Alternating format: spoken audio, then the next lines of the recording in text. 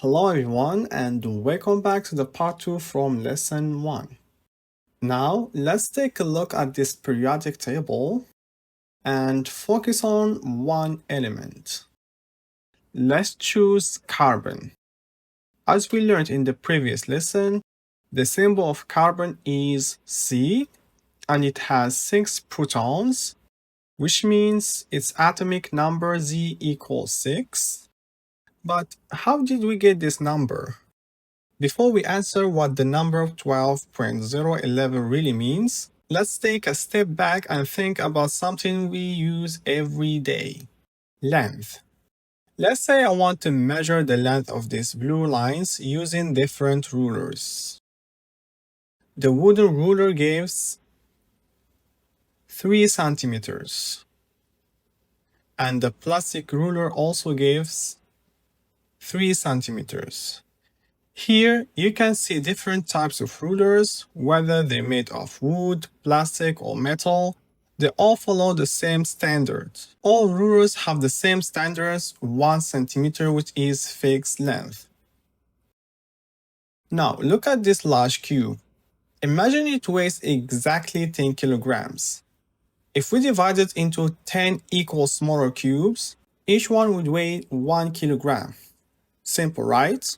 Now, if I ask you to find the weight of these 6 apples using the balance scale, it's 1 kilogram. Great. That means the apples have a relative mass of 1 kilogram compared to our reference cube. So what's the relative mass? Relative mass is the mass of an object compared to the mass of a reference object, rather than measured absolutely. Now, back to atoms. If I want to know how much an atom weighs, what reference should I use? Grams? Kilograms? Well, we know that atoms are incredibly small, so using grams or kilograms doesn't make sense. The numbers would be way too tiny to work with easily. That's why we need the much smaller unit, something designed specifically for atoms. In chemistry, we use the atomic mass unit, or AMU. So, AMU stands for Atomic Mass Unit because it is a unit used to measure the mass of atoms. The mass of one AMU is based on the mass of both protons and neutrons because both contribute almost equally to the mass of an atom. But what is the actual mass of one AMU? To know the mass of one AMU, we first need to choose an atom as a standard. Can you guess which atom was chosen? It's carbon-12. The question here is, why carbon-12? Well, because it's special compared to other atoms, it's very stable, non-radioactive, which means does not emit radiation or decay over time. Very common, about 99.9% of all natural carbon. Has exactly 6 protons and 6 neutrons, and chosen as a standard by IUPAC in 1961. But why not using hydrogen or oxygen or other atoms? Hydrogen has 1 proton and no neutrons. It's too light and non-representative of typical atoms. The problem with the oxygen is heavier. It has multiple isotopes, which complicates things. The other atoms, they're either unstable, too rare, or too heavy to be used as a universal standard. On the other hand, carbon-12 is ideal. Let's take a closer look at this atom. It's very stable, meaning it doesn't decay over time. It's very common, found everywhere in organic life, and it has even numbers of protons and neutrons, 6 of each. And this makes its atomic mass exactly 12 AMU, giving us a perfect, clean definition. 1 AMU is defined as 1/12 the mass of a carbon-12 atom. And what does that actually mean? Let's break it down step by step. Let me ask you a question. What is the mass of an atom?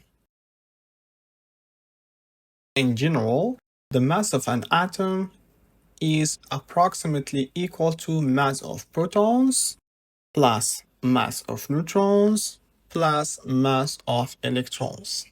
However, since the mass of electrons is extremely small compared to protons and neutrons, it's often simplified as the mass of an atom is approximately equal to mass of protons plus mass of neutrons. And the good part is carbon-12 has exactly 6 protons and 6 neutrons, so it can be divided into 12 equal parts. Each part equals 1 AMU. So the mass of one carbon-12 atom equals 12 AMU.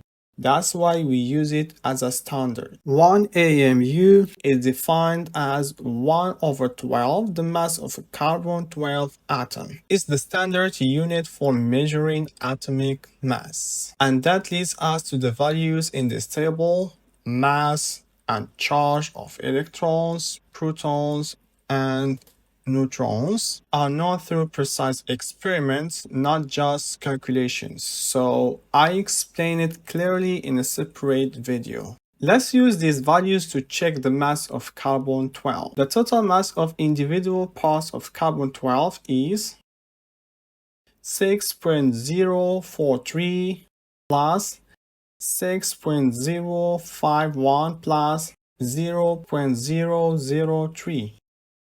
which equals 12.0989 AMU. But the actual mass of a carbon-12 atom is 12 AMU. And here we have a mass defect of 0.09 AMU. The actual mass of carbon-12 atom is less than the sum of individual nucleus, protons and neutrons. And the missing mass, about 0.09 AMU, is called the mass defect. This lost mass has been converted into energy to bind the nucleus together. Here we have an atom of oxygen 16. That means it has a mass number of 16, made up of 8 protons and 8 neutrons in the nucleus, along with 8 electrons orbiting around. On one side, we place the oxygen atom. On the other side, we see that it weighs about 16 atomic mass units, or 16 AMU. By the way, it was once used as a reference with mass equals 16 AMU exactly. Again, the mass of an atom is approximately equals the mass of protons plus mass of neutrons plus mass of electrons. And since the mass of electrons is extremely small compared to protons and neutrons, it's often simplified as the mass of an atom is about the mass of protons plus mass of neutrons. So here, the mass of an atom is mx. M is the mass and X depends of the atom. Approximately equal to the mass of protons. What is the mass of protons? Is the mass of one proton multiplied by the number of protons, which is Z multiplied by MP. MP is the mass of one proton, plus the mass of neutrons. The same. What is the mass of neutrons? Is the mass of one neutron, Mn, multiplied by the number of neutrons. And what is the number of neutrons? We know that A equals Z plus N. N is the neutrons. N equals A minus Z. So that's why here we have mx is about Z multiplied by MP plus A minus Z, which is N, multiplied by Mn. And we know that MP is approximately equal to Mn is approximately equal to 1 AMU. So here I can have Mx is approximately equal to Z multiplied by MP plus, and here instead of writing Mn, I will write MP. Then I can simplify it by Z.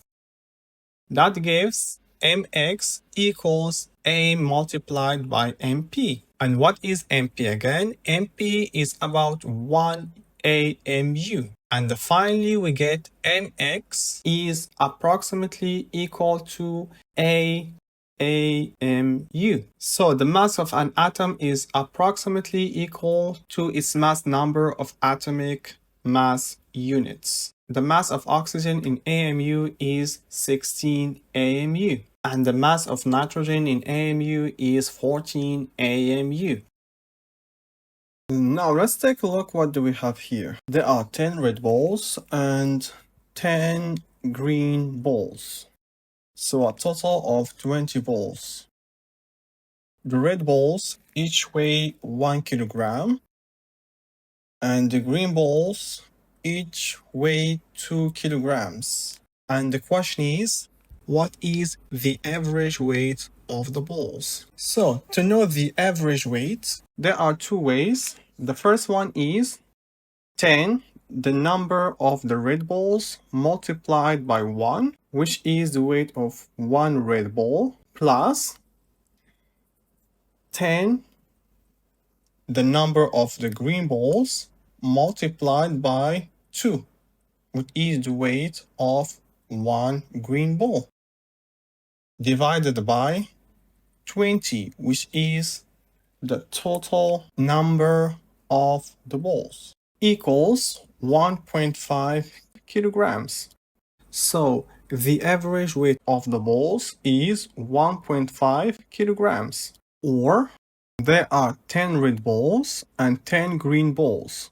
So we have a total of 20 balls. That means we have 50% red balls and 50% green balls. So what is 50%? 50% is 50 over 100 equals 0.5. Okay?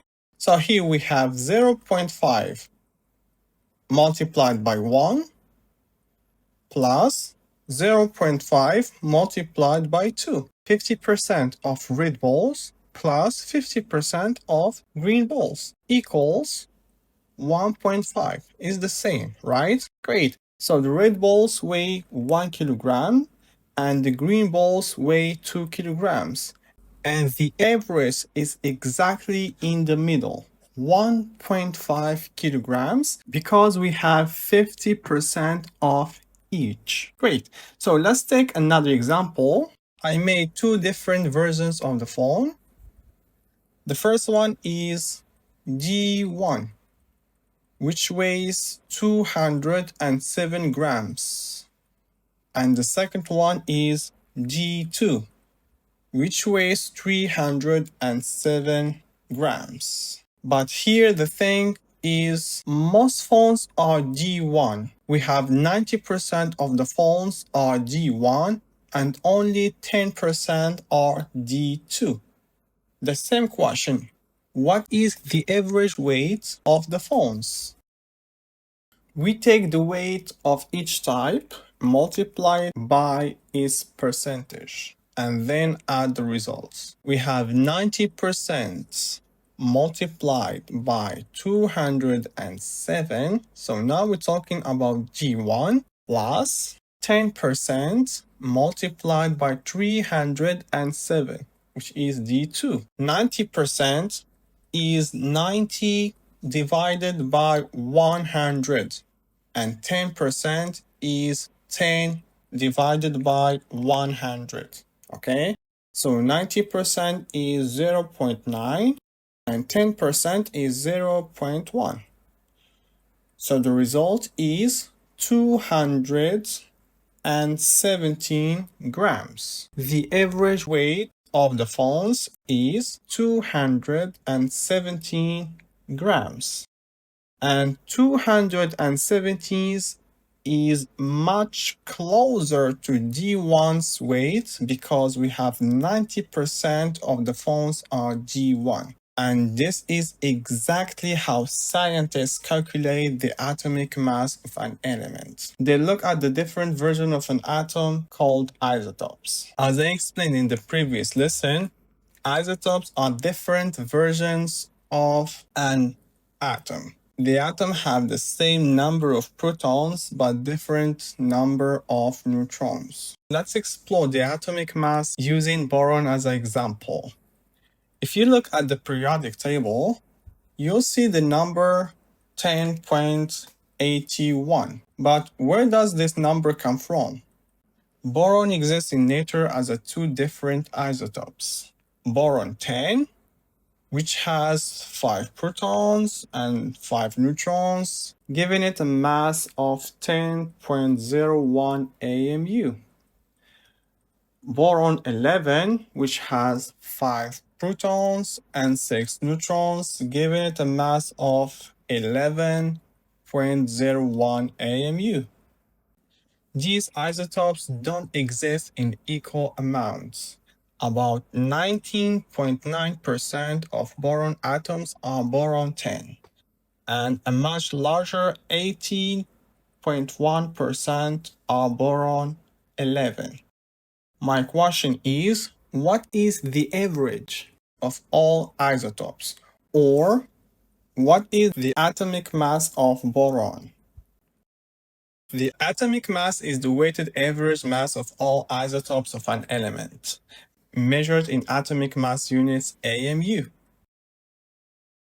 So the atomic mass equals 10.01 multiplied by 0.199, which is the percentage of boron 10, plus 11.01 multiplied by 0.801, which is the percentage of boron 11, equals 1.990 plus 8.821 equals 10.811 AMU.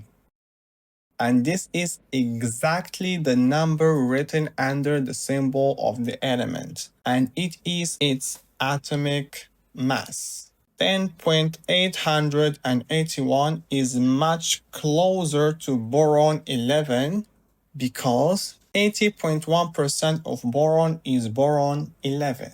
Great, so let's summarize what we learned about the atomic mass. First, it's not just one number from a single atom, it's an average. And the average is weighted based on how common each isotope is.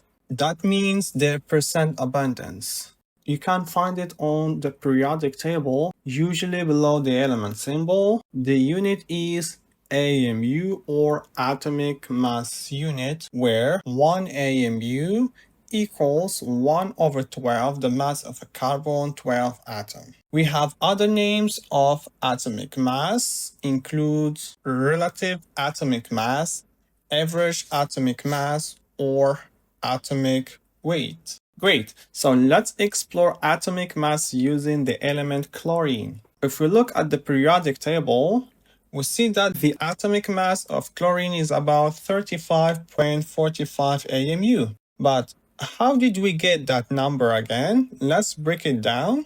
Chlorine exists in nature as two isotopes.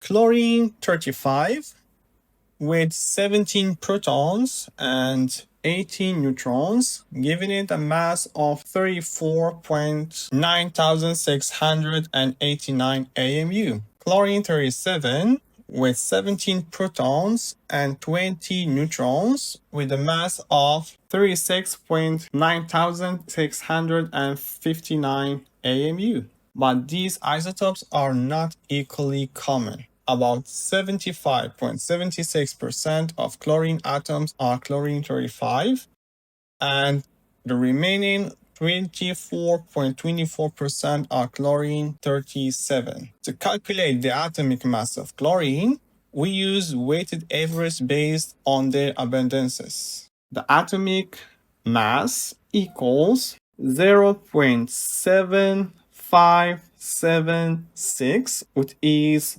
75.76 divided by 100 is the percentage of chlorine-35 multiplied by 34.9689 plus, now moving on to chlorine-37, 0.2424 multiplied by 36.9659 equals 35.45 AMU. So the atomic mass of chlorine is 35.45 AMU, and this is the number you see on the periodic table, right under the symbol Cl.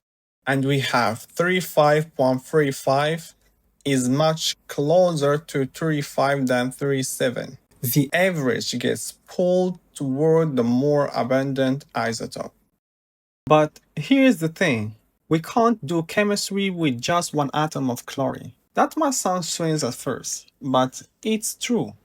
We can't do chemistry with just one atom, and here's why. Atoms are unmanageably small. One single atom is far too tiny to measure its mass directly, react with other atoms in any visible way, or even observe in chemical reaction using normal tools. Now that we know we can't work with just one atom because it's too tiny to measure, let's look how scientists solve the problem. First, we start by thinking about familiar quantities. For example, if I ask you, what is the meaning of the word dozen? A dozen means 12 items, like 12 eggs. How about pair? A pair means 2 items, like 2 shoes. These are names we use to group or count things easily. In chemistry, we do something similar. Atoms are extremely tiny, and we need a large quantity of them to have a measurable mass that we can work with in the lab. Instead of counting individual atoms or molecules, which would be impractical, scientists use a reference to refer to huge numbers of particles in a manageable way called mole. A mole is simply a specific count of Avogadro's number of things. So instead of just saying a bunch or a large number, chemists use the mole to specify a very precise number of particles in a substance. A mole is just the name of a specific number of particles, just like a dozen, which is 12, but mole is much, much bigger. 1 mole equals 6.022 multiplied by 10 to the power of 23 particles. And that's 602 sextillions particles. A huge number. Now the mole makes it possible for chemists to work with elements and compounds in real amounts, like grams, and to carry out reaction accurately in the lab. Now that we know 1 mole is equal to 6.022 multiplied by 10 to the power of 23 atoms, let's go one step further to connect it to the mass in grams. We use carbon-12 because it's the element that the atomic mass unit, or AMU, is based on, and we know that by definition the mass of one carbon-12 is exactly 12 AMU. So 1 AMU is 1/12 the mass of a carbon-12 atom. This gives us a standard unit to compare all other atomic masses. But how do we turn these tiny AMU values into grams? Avogadro numbers lets us convert from AMU to grams by telling how many atoms are in a mole. Let's look at a mole of carbon-12 atoms. Great! The mass of one carbon-12 atom equals 12 AMU.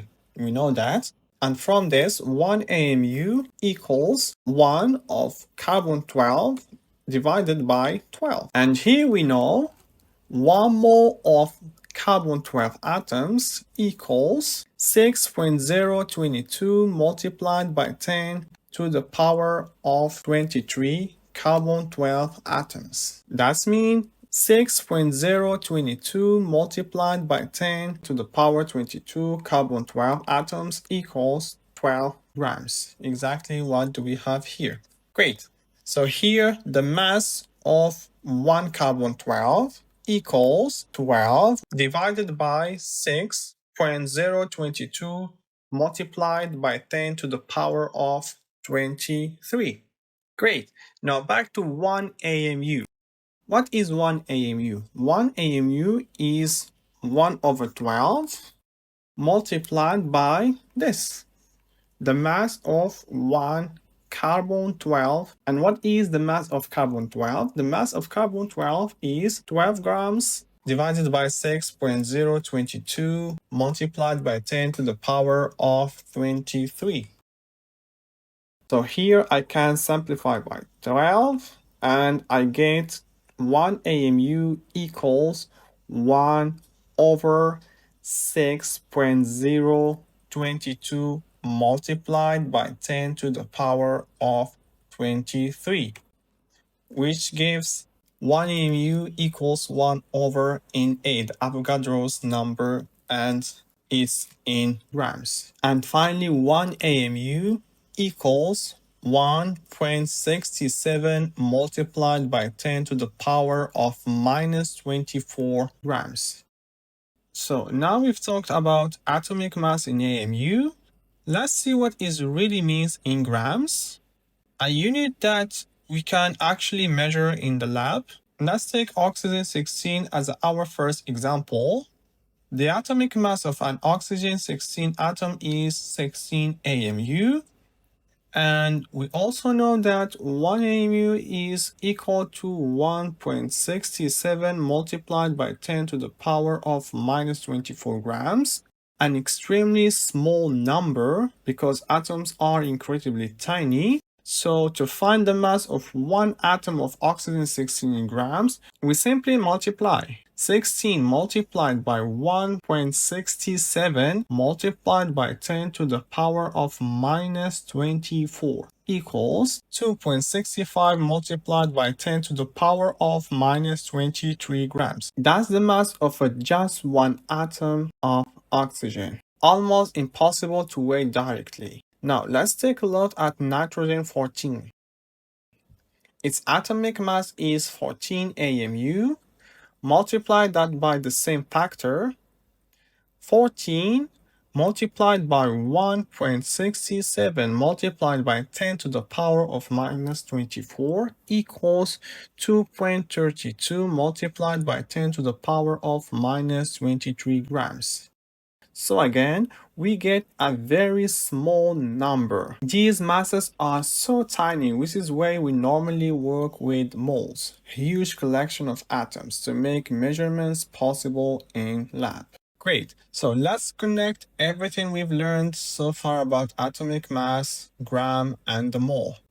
First, one atom of an element has a mass of a AMU. If we take 1 mole of that element, we have 6.022 multiplied by 10 to the power of 23 atoms, Avogadro's number. Now, here's the key question. If one atom weighs a AMU, how much do 6.022 multiplied by 10 to the power of 23 atoms weighs in grams? That mass is what we call molar mass, or mx, the mass of 1 mole of the element X.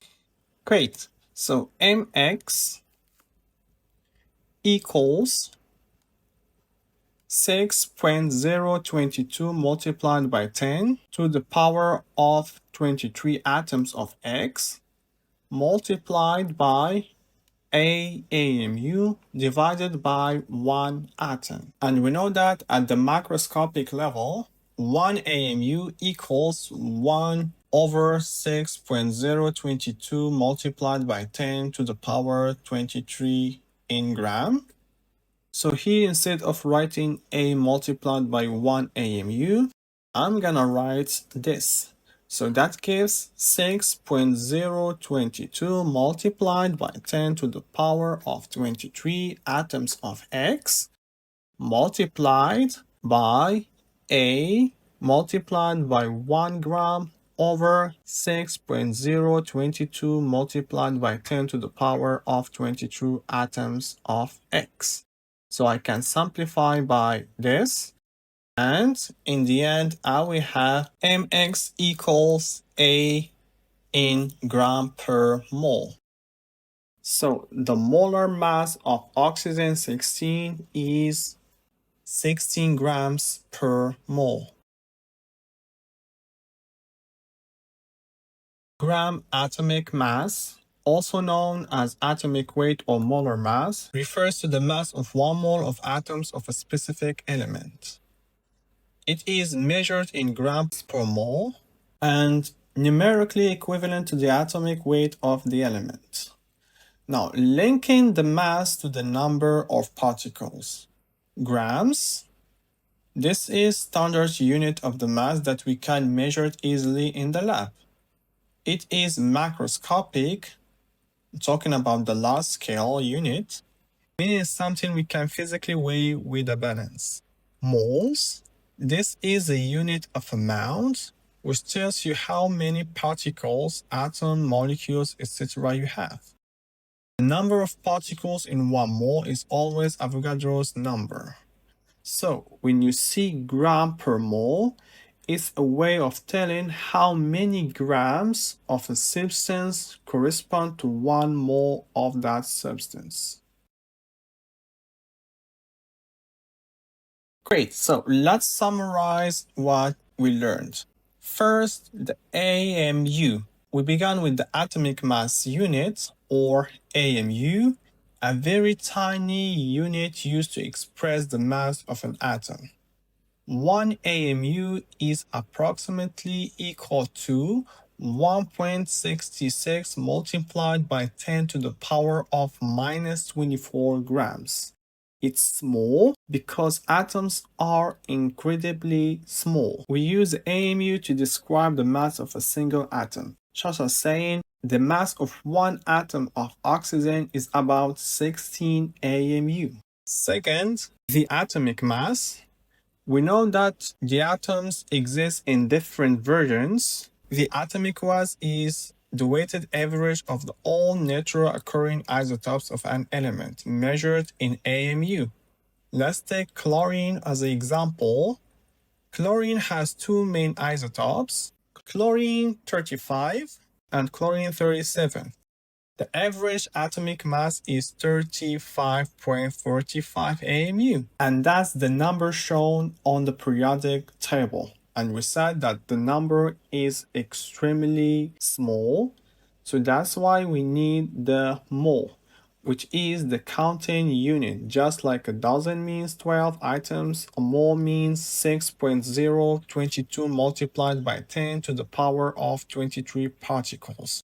And that could be an atom, ions, or molecules. So when we say 1 mole of oxygen atoms, we mean 6.022 multiplied by 10 to the power of 23 oxygen atoms. And this large number helps us to connect the tiny atomic scale to a measurable amount in the lab. And here we can ask, how much do 6.022 multiplied by 10 to the power of 23 atoms weigh in grams? Now we're talking about the molar mass. If the atomic mass of an atom is A AMU, then the molar mass is A grams per mole. So oxygen has an atomic mass of 16 AMU, therefore 1 mole of oxygen atom weighs 16 grams. We write mx equals a gram per mole. So please do not mix the things. 16 AMU, this is the mass of one oxygen atom. But 16 gram per mole, this is the mass of 1 mole of oxygen atoms. So AMU is for individual atoms. Atomic mass is the average mass in AMU. Mole is the number of atoms we count, and the molar mass tells us how much 1 mole of atoms weighs in grams. And this is the end of the lesson. See you in the next video to practice what we learned.